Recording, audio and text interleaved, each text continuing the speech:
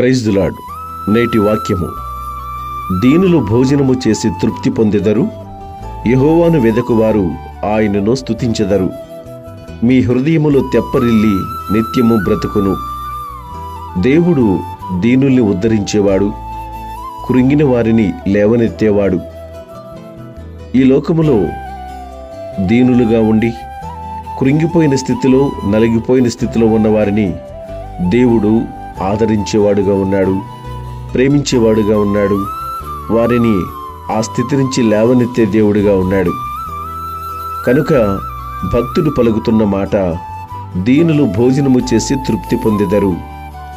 నిజమే, మనము దేవునిని వెదికినప్పుడు, ఆయనను కీర్తించినప్పుడు, ఆయనను ఆశ్రయించి ఆయన మీద ఆధారపడి మన దీనత్వాన్ని ఆయనకు కనుపరుచుకున్నప్పుడు తప్పకుండా దేవుడు మనల్ని ఉద్ధరించి మనకు కావలసినటువంటి సమృద్ధిని అనుగ్రహించి తృప్తినిచ్చే దేవుడిగా ఉన్నాడు.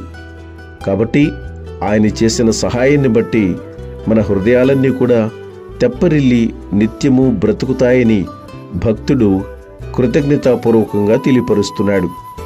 మన జీవితాల్లో మనం కూడా దీనులుగా ఉండి ప్రభువు చేత ఆదరించబడదుముగాక. ఆమేన్.